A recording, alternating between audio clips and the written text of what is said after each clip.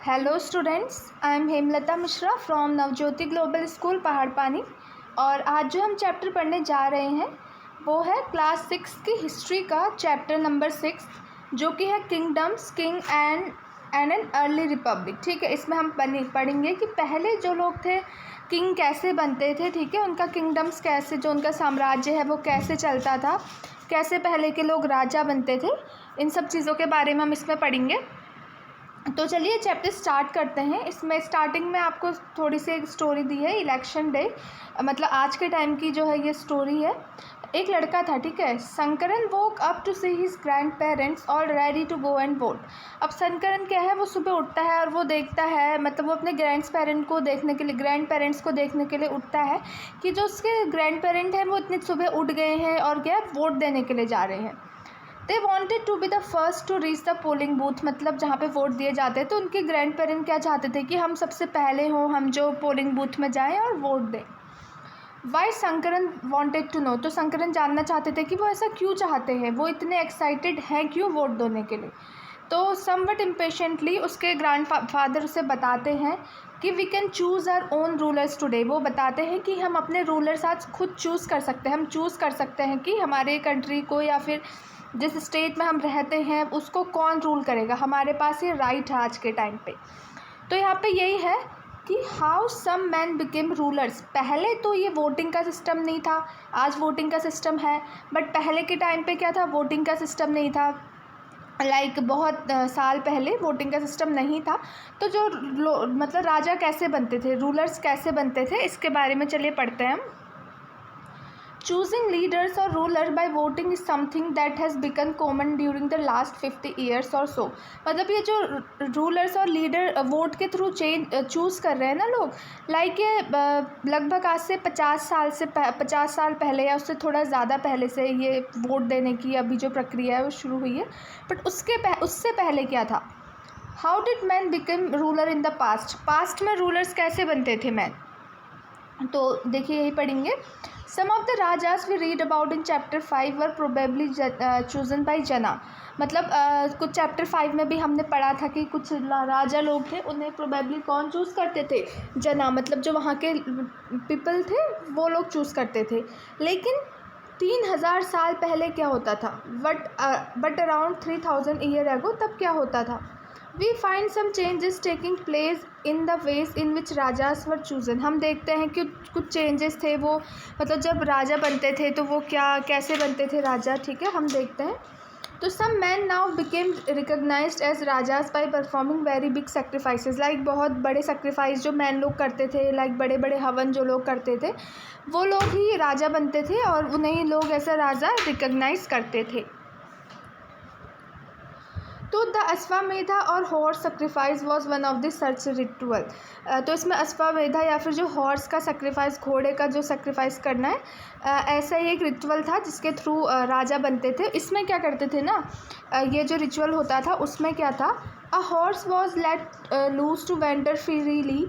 एक घोड़ा था, उसको क्या है खुला छोड़ देते, फ्रीली उसे छोड़ देते थे। And it was guarded by the rajas man. और जो एक राजा का कोई आदमी होता था जो उस हॉर्स को देखता था कि वो कहाँ जा रहा है। अगर हॉर्स क्या है किसी दूसरे राजा के किंगडम में जाता था और अगर दूसरे राजा उससे स्टॉप करता था, रोकने की कोशिश करता था उस घोड़े को, इसका मतलब ये है कि जो ये राजा है वो जिस राज्य के राजा ने इस घोड़े को भेजा है उससे फाइट करना चाह रहा है। लेकिन अगर क्या है वो उस हॉर्स को पास होने देता था अपने किंगडम से, तो इसका मतलब ये है कि इसने उस राजा को, मतलब उस इंसान को जिसने ये घोड़ा भेजा है उसको मतलब राजा एक्सेप्ट कर लिया है। वो भी ये चाहता है कि ये राजा क्या है सेक्रीफाइस करे और उससे ज़्यादा स्ट्रॉन्गर बने। तो देखिए इसमें क्या है ना, एक राजा है वो क्या करेगा, अपना हॉर्स रिचुअल में क्या होता था, अपना घोड़ा क्या है खुला छोड़ देगा, ठीक है, और उसके पीछे अपना एक आदमी लगा देगा उसको देखने के लिए। तो जब ये घोड़ा है ये क्या है किसी और के दूसरे राजा के किंगडम में जाएगा, तो अगर इस राजा के किंगडम ने इस घोड़े को रोकना चाहा या, तो इसका मतलब ये है कि वो इस राजा से फाइट करना चाहता है। वो नहीं मानता है कि ये मतलब ये वाला राजा क्या है हमसे बड़ा है। लेकिन क्या है फिर अगर घोड़ा और आगे गया और ये वाले राजा ने क्या है इस घोड़े को अपने किंगडम से पास होने दिया, तो मतलब ये राजा है जो वो चाहता है कि वो मतलब मानता है कि ये वाला राजा जिसने घोड़ा भेज रखा है खोली मतलब तो वो क्या है हम लोगों से बड़ा है और वो हमसे स्ट्रॉन्गर बन सकता है, उसे सेक्रीफाइस परफॉर्म करने दिया जाएगा। तो ऐसे राजा बनते थे पहले। तो these raja were then invited to the sacrifice. फिर वो राजा जो उसे अपने किंगडम से पास होने देता था घोड़े को, उसे सेक्रीफाइस में बुलाया जाता था। जो कौन परफॉर्म करते थे, मतलब स्पेशली ट्रेन प्रीस्ट जो है, मतलब पुजारी लोग होते थे जो बहुत ट्रेंड होते थे, वो इसको परफॉर्म करते थे इन हवन्स को, और उनको जो है राजा इसके बदले में गिफ्ट भी दिया करते थे। ठीक है।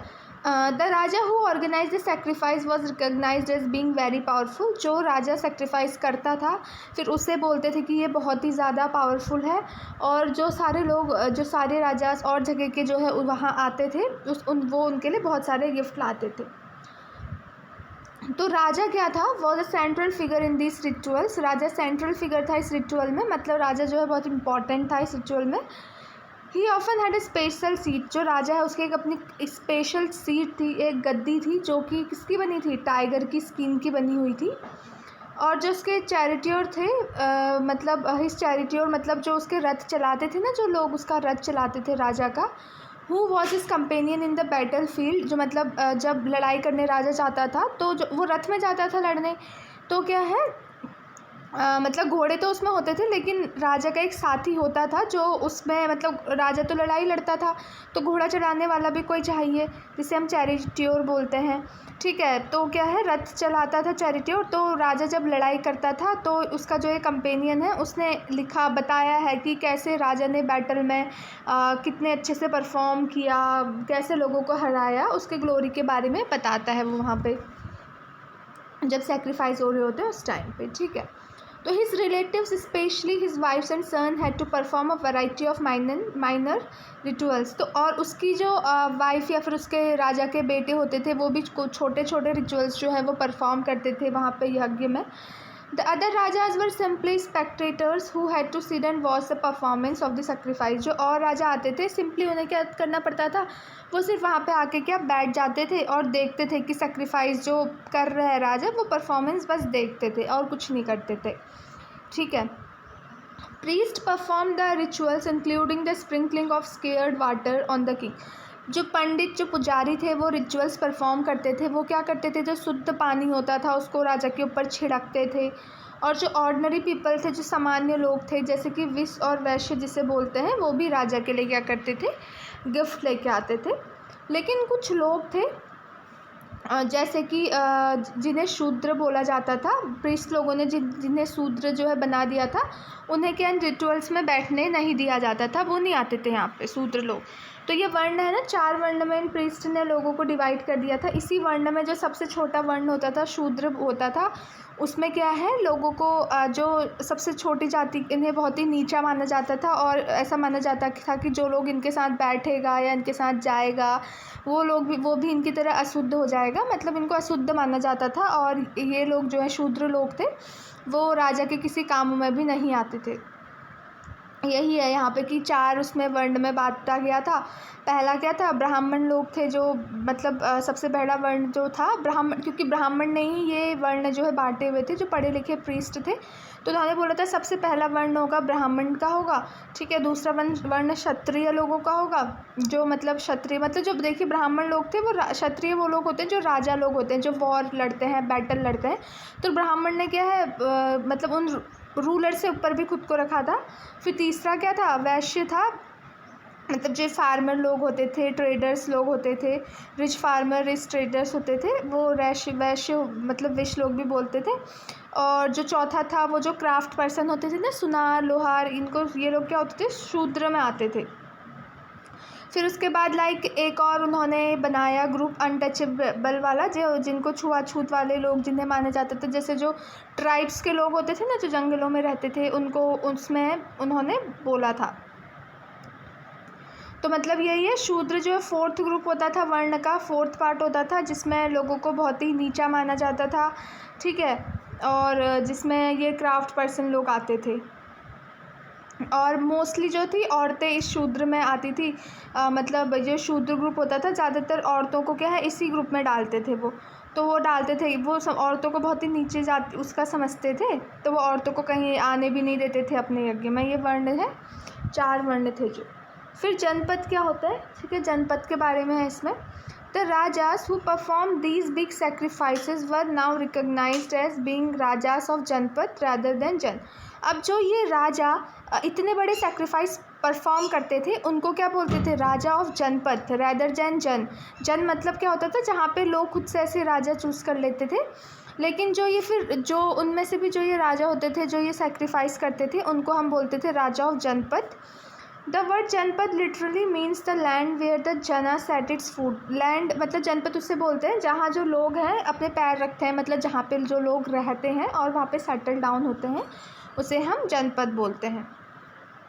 अब देखिए, archaeologist have exhibited a number of settlement in this janapadas. तो आर्कियोलॉजिस्ट मतलब उन्होंने जब खुदाई की थी तो उन्होंने देखा कि बहुत सारे लोग इस जनपद में रहते थे, जैसे कि पुराना किला इन दिल्ली हो गया और हस्तिनापुर नियर मेरठ है, ये सारे जनपद हैं। एंड अतरंजी खेड़ा नियर इताहा हो गया, ठीक है, ये सारे जनपद हैं। यहाँ पे क्या है, लोग रहते थे। जब आर्कियोलॉजिस्ट लोगों ने ज़मीनें खोदी थी तो उन्हें ये सारी चीज़ें वहाँ पे मिले थे। They found that people lived in huts. जो पीपल थे वो यहाँ पे झोपड़ियों में रहते थे, अपने साथ कैटल रखते थे और भी एनिमल्स रखते थे। और ये क्या है, वैरायटी ऑफ क्रॉप्स भी जैसे उगाते थे, जैसे कि राइस, वीट, बेली, पल्सेस, शुगर केन, सीसम, मस्टर्ड, ये सारी चीज़ें उगाते थे। They made earthen pots. ये क्या, अर्थन पॉट्स मतलब मिट्टी के जो पॉट्स होते हैं ना, वो भी बनाते थे। और कुछ क्या थे उनमें, ग्रे कलर के थे, कुछ रेड कलर के थे। One special type of pottery found at this site is known as painted grey ware. एक स्पेशल टाइप की पोएट्री मतलब जो पॉट्स बने हुए थे वो यहाँ पे मिली थी, जिसे कि ग्रेवियर बोला। और ग्रेवियर इसलिए बोला, उसके नेम से ही दिख रहा है कि ये क्या होते थे, ग्रे कलर के पॉट्स होते थे, जिसमें क्या बहुत ही अच्छे डिज़ाइन पेंट किया जाता था और अच्छी लाइंस, ज्योमेट्रिक पैटर्न जो है बनाया जाता था, ठीक है। ये देखिए यहाँ पे ये दिखाया है आपको, ये जो पॉट ठीक है, ग्रेवियर पॉट यहाँ पे आपको दिखाया है, ऐसा होता था। अब महाजनपद क्या होता था उसके बारे में हम पढ़ेंगे। 2500 साल पहले क्या था, सम जनपद become more important than others. जो मतलब कुछ जनपद थे वो और जनपद से ज़्यादा क्या है, इम्पॉर्टेंट बन गए। मतलब क्या है, उनके पास ज़्यादा पावर आ गई, तो वो क्या है और जनपद से ज़्यादा इम्पॉर्टेंट बन गई, जिनको कि हम क्या बोलने लगे, महाजनपद। महाजनपद मतलब ग्रुप ऑफ जनपद्स भी बोल सकते हैं। और जो ये महाजनपद हैं, ठीक है, इनकी क्या थी, मोस्ट महाजनपद की उनकी अपनी कैपिटल सिटी थी। और बहुत सारे महाजनपद ऐसे थे जिनके पास बहुत ही मतलब जहाँ पे बहुत ही किले थे। और this means that huge walls of wood, brick और stone were built around them. मतलब जो किले थे इनके बड़े बड़े, और किलों के चारों ओर क्या थे, बड़ी बड़ी दीवारें बनी थी, मतलब बड़े बड़े पत्थरों की, ब्रिक्स की, ताकि वो अपने आप को वॉर से भी बचा सके। जो ये महाजनपद थे, अटैक से बचा सके, सारी चीज़ें बनी थी। क्योंकि फोर्ट्स वहाँ इसीलिए बने थे क्योंकि जो लोग थे वो अटैक से डरते थे कि और किंग जो है उन पर अटैक ना कर दें, तो अपने प्रोटेक्शन के लिए बनाए थे। चारों ओर उसके बड़े बड़े ईंटों की दीवार बनी हुई थी, ब्रिक्स की। It is also likely that some rulers wanted to show how rich and powerful they were by building really large. अब पहला रीज़न तो फोर्ट बनाने का महाजनपद में ये था कि जो वहाँ के लोग थे वो डरते थे कि दूसरे किंग जो है हम पे अटैक ना कर दे, ठीक है, इसलिए वो इतने बड़े फोर्ट्स बनाते थे। और दूसरा रीज़न ये भी था कि जो रूलर्स हैं वो ये दिखाना चाहते थे कि हम कितने रिच हैं, हम कितने पावरफुल हैं। इतनी बड़ी बिल्डिंग बना के दिखाना चाहते थे कि हमारे पास बहुत वेल्थ है, बहुत पैसा है और हमारे पास बहुत ही ज़्यादा क्या है, पावर है। Also in this way the land and the people living inside the fortified area could be controlled more easily by the king। और क्या था, जो लोग इस लैंड के अंदर और फोर्टिफाइड एरिया में रह रहे हैं तो किंग जो है वहाँ का वो उनको ईजिली कंट्रोल भी कर सकेगा। तो building such huge walls required a great deal of planning. अब इतने बड़े अगर वॉल्स बना रहे हैं तो क्या है, उसके लिए एक अच्छी प्लानिंग भी चाहिए। तो लाइक थाउजेंड्स ऑफ ब्रिक्स और स्टोन जो है प्रिपेयर करना पड़ता था इतनी बड़ी मतलब वॉल बनाने के लिए। तो क्या है, बहुत ज़्यादा लेबर चाहिए होते थे, like thousand of man women और चिल्ड्रन इन सब चीज़ों को बनाने के लिए। And resources had to be found all of this. ठीक है, अब देखिए ये दिखाई जा रही महाजनपद के वहाँ पे जो फोर्ट बनाए गए हैं उसके चारों ओर वॉल बनाई गई है, इतनी बड़ी वॉल जो है बनाई जाती है। ये फोर्टिफिकेशन वॉल एट कुसुम्बी जो है उसकी पिक्चर यहाँ पे आपको दिखाई गई है, जो कि अभी प्रेजेंट डे में क्या है, इलाहाबाद में है। तो इतनी बड़ी देखिए वॉल बनाई जाती थी अटैक से बचने के लिए। Now the new rajas now began maintaining army. सब जो नए राजा थे वो अपनी आर्मी भी बनाने लगे। ठीक है, soldier were paid regular salaries and maintain by the king throughout the year. राजा जो अपनी आर्मी भी बनाने लगे अटैक से बचने के लिए या फिर अटैक करने के लिए। जो सोल्जर्स थे उस आर्मी में उनको क्या है, एक रेगुलर सैलरी दी जाती थी, और जो ये किंग है थ्रू आउट इस चीज़ को मेंटेन करके रखता था। और जो कुछ पेमेंट था वो प्रॉबेबली किसका बना था, यूजिंग पंच मार्क कॉइन्स। जैसे कॉइन्स थे उसमें कोई स्टैम्प मार के दे देते थे। ठीक है, उसे ही क्या बोलते थे, वो सैलरी। इसके बारे में हम आगे चैप्टर 9 में ज़्यादा पढ़ेंगे। अब टैक्सेस क्या होते थे, मतलब जो राजा लोग हैं वो अब वो अपना उनके पास पैसे कहाँ से आएंगे, वो टैक्स लेते थे लोगों से। As the rulers of the Mahajanapads were building huge forts, maintaining big army, they needed more resources. अब जैसे जो महाजनपद के लोग हैं वो इतने बड़े बड़े फोर्ट्स बना रहे हैं, इतनी बड़ी आर्मी रख रहे हैं, तो इसके लिए उन्हें क्या चाहिए, इसके लिए उन्हें बड़े रिसोर्सेज चाहिए ना, और पैसा भी चाहिए जिससे वो ये सारी चीज़ें कर सके। तो और मतलब उन्हें ऑफिशियल्स भी चाहिए जो ये सारी चीज़ें टैक्स कलेक्ट कर सके। लेकिन मतलब वो सिर्फ इस पे ही डिपेंड नहीं रहते थे कि जो और लोग हैं उनके लिए गिफ्ट लेके आएंगे। As in the case of raja of janapada, जैसे जो जनपद के राजा थे ना, मतलब वो इस पर डिपेंडेंट रहते थे कि जब हम सेक्रीफाइस करेंगे तो जो ऑर्डिनरी पीपल्स हैं या फिर जो और जगह के राजा हैं वो हमारे लिए गिफ्ट लेके आएंगे। लेकिन जो महाजनपद के राजा थे वो इतने बड़े बड़े फोर्ट्स बनाते थे, अपनी आर्मी मेंटेन रखते थे, तो वो सिर्फ इस पर ही डिपेंडेंट नहीं हो सकते थे। तो उनने क्या करा, फिर टैक्स लगाना स्टार्ट कर दिया, टैक्स कलेक्ट करना स्टार्ट कर दिया। देखिए वो किस किस पे टैक्स लगाते थे। पहले तो जो वो टैक्स लगाते थे क्रॉप्स पे लगाते थे। टैक्सेस ऑन क्रॉप्स जो है बहुत ज़्यादा इंपॉर्टेंट था। This was because most people were farmers. ये इसलिए था क्योंकि ज़्यादातर लोग जो महाजनपद में रहते थे वो क्या थे, फार्मर थे। Usually the tax was fixed at 1/6 of what produce. तो जितना भी फार्मर प्रोड्यूस करेगा ना उसके 1/6 पे टैक्स लगाया जाएगा। अगर जैसे 50% या कुछ फार्मर ने क्रॉप प्रोड्यूस करा तो उसके 1/6 पोर्शन में क्या है, टैक्स लगाया जाएगा। उतना टैक्स उस फार्मर को देना पड़ेगा, राजा को, जिसको कि हम भाग और शेयर भी बोलते थे। अब जो दूसरा टैक्स था वो किस में, क्राफ्ट पर्सन में, जो सुनहार लोग होते थे उसमें लगाया जाता था। और उनको टैक्स किस फॉर्म में लगाया जाता था, लेबर के फॉर्म में। मतलब कि क्या है, वो पैसे वैसे तो नहीं देते थे, लेकिन क्या है वो लोग क्या करते थे, राजा के लिए महीने में एक दिन मतलब एक दिन महीने में एक बार जो है वो राजा के लिए काम करते थे। तो ऐसे डिफरेंट जो स्मिथ्स थे, वीवर्स थे, वो राजा के लिए काम किया करते थे। पैसे नहीं लिए जाते थे, एज अ लेबर फॉर्म, मतलब कि वॉल्स बन रहे हैं, इतनी सारी चीज़ें बन रही, तो उनको वहाँ काम पे लगा देते थे। अब हर्डर्स में भी टैक्स लगाया जाता था, जो चरवाहे थे। Herders will also expected to pay taxes in the form of animals and animal produce. Like जो एनिमल उनके जो चीज़ें प्रोड्यूस कर रही हैं, जैसे मिल्क हो गया, और मतलब और भी बहुत सारी चीज़ें जो एनिमल प्रोड्यूस करती हैं वो उनको देना पड़ता था।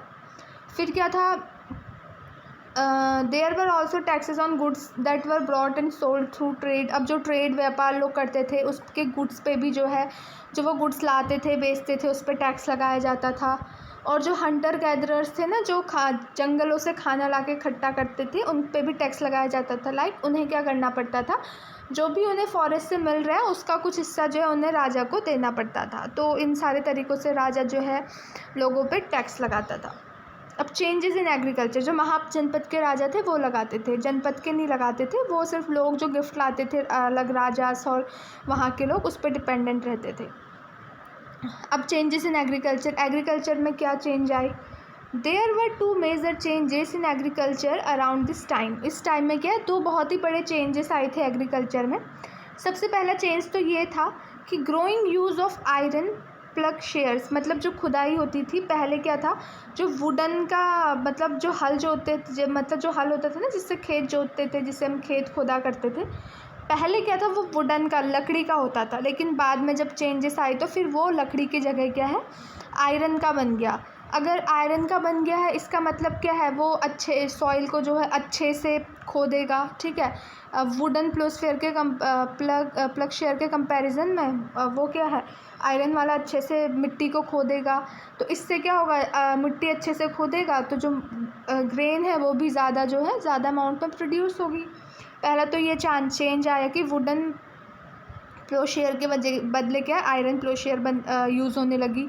और जो दूसरा चेंज आया था ना, second people began transplanting paddy.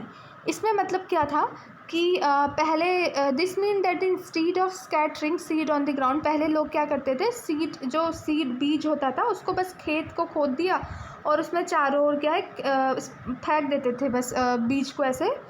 तो ऐसा नहीं करा, अब लोग क्या करते थे, from which plant would sprout, sampling were grown and then planted in the field। अब क्या है, पहले बस सीड को ही फेंक दिया जाता था खेतों में। अब क्या है, उन सीड से पहले क्या अलग से जो है कुछ छोटे छोटे प्लांट्स ग्रो कर लिए जाते थे, फिर उस प्लांट को क्या है खेतों में लगाया जाता था। सीड फेंकने के बजाय उन प्लांट्स को खेतों में लगाया जाता था। पहले प्लांट्स अलग से ग्रो कर दिए जाते थे, उसके बाद प्लांट को खेतों में लगाया जाता था। तो इससे भी क्या है, प्रोडक्शन बहुत ज़्यादा मतलब बड़ा है क्योंकि ज़्यादा प्लांट सर्वाइव करे। However it was back breaking work, ठीक है। इसमें क्या है, जर्नली जो स्लेव्स मैन थे, जो राजा के अंडर काम करते थे, वुमेन थे, और जो लैंडलेस एग्रीकल्चर लेबर थे जिनको हम कम्माकरस बोलते हैं, जिनके पास अपनी लैंड नहीं होती थी, वो लोग ये काम करते थे। अब क्लोजर लुक मगधा, अब मगधा के बारे में हम पढ़ेंगे। अब Magadha become the most important mahajanapada in about 200 years, like 200 साल में मगध जो है वो क्या एक बहुत ही बड़ा महाजनपद बन गया था। Many rivers such as Ganga and Son flow through this Magadha, जो बहुत अच्छी जैसे बहुत बड़ी रिवर्स है गंगा और सोन, ये क्या इस मगध के थ्रू फ्लो करती थी।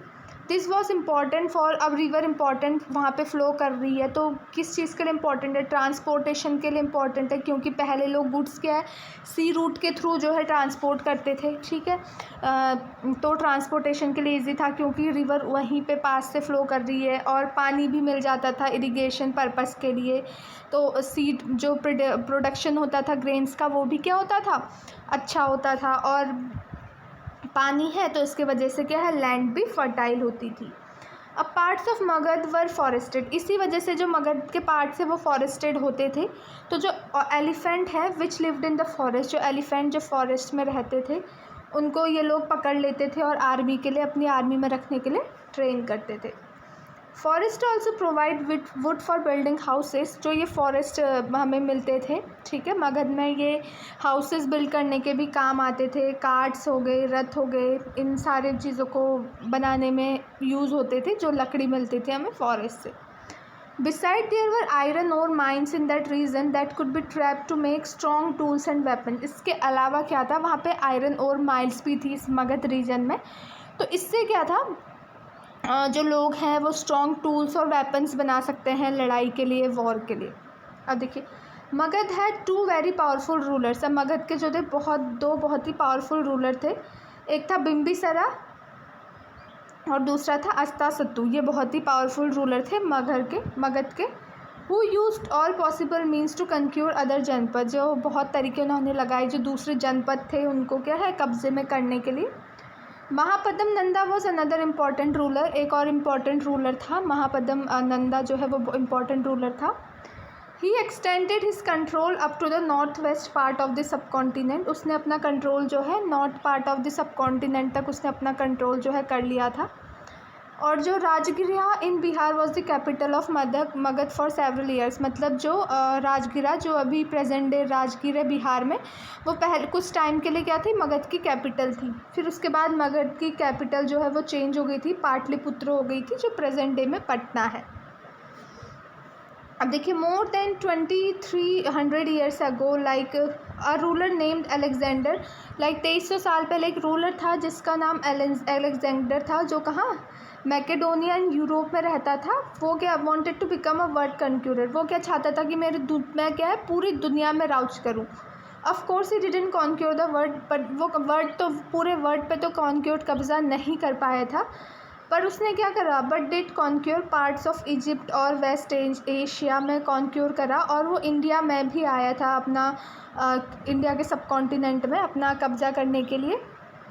लेकिन जैसे ही वो बियास नदी के किनारे में पहुंचा, when he wanted to march further eastward, जब वो और आगे आना चाहा तो उसके जो सोल्जर हैं उन्होंने मना कर दिया। ठीक है, वो चाह रहा था इंडिया पे भी कब्ज़ा करना, लेकिन जैसे ही वो बियास नदी के पास आया तो उसके सोल्जर ने उसको आगे जाने से मना कर दिया। दे वर स्कैर्ड, वो थोड़े डरे हुए थे, क्योंकि उन्होंने ये सुना था कि जो इंडिया के रूलर्स हैं उनकी बहुत ही ज़्यादा अच्छी आर्मी है, और पैदल चलने वाले सोल्जर्स भी हैं, रथ भी हैं, एलिफेंट भी हैं इनके, तो काफ़ी स्ट्रॉन्ग आर्मी है, तो फिर वो आगे नहीं आई वहाँ से।